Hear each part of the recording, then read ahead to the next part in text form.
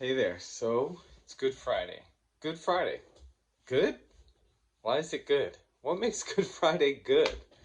Uh, the truth is that in the moment, it wasn't good. It wasn't good for anyone. Um, it was a very dark, dark day. It was not a good day for Jesus. It was not a good day for Jesus's friends. It wasn't a good day for his father. In the moment, there was nothing good about it. And yet, it was the Father's will. Isaiah 52 and 53 tell the story. And it says it was the Father's will to crush him, to crush Jesus. That's crazy. But we all face dark moments, don't we? Moments of loss, moments of pain. And we look at it and say, well, what's good about that?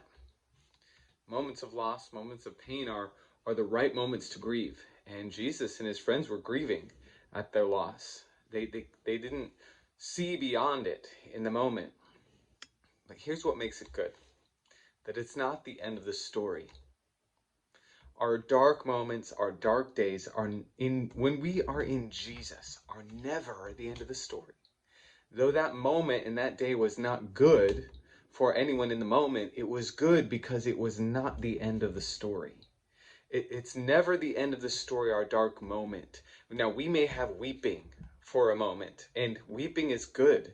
When there's a loss, it is natural, it's good and right. In fact, I think we get through well when we learn to weep and mourn our losses and our pains, because then the Lord can carry us through the moment of darkness and unto the joy that comes in the morning. Weeping may endure for a night, but joy comes in the morning.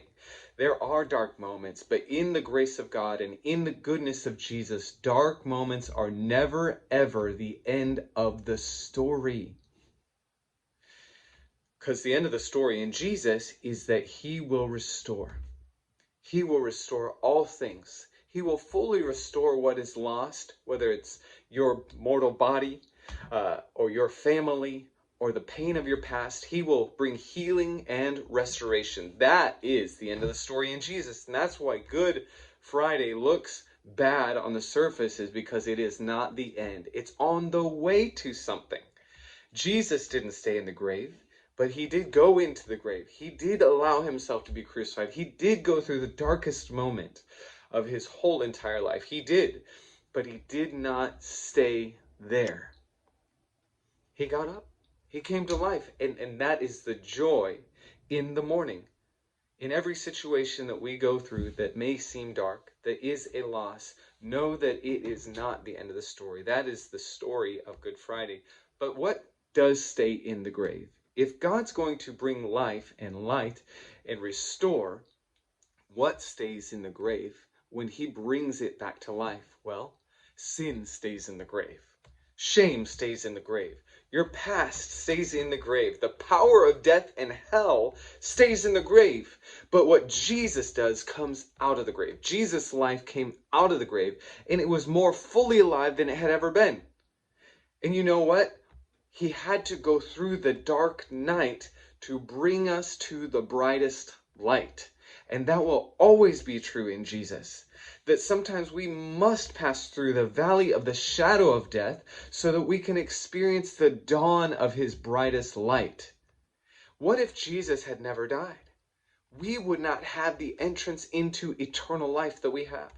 And the redemption story of Jesus will include for you and me dark moments.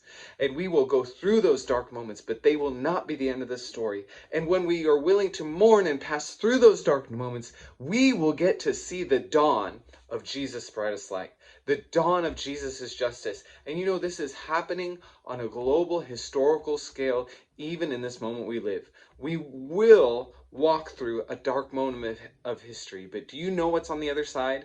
The greatest resurrection the world has ever seen, when Jesus himself comes back to the planet and makes all things new. It's Good Friday. It's where we live. And so we may be experiencing moments of darkness, moments of loss. Just know it's good, because it's not the end of the story.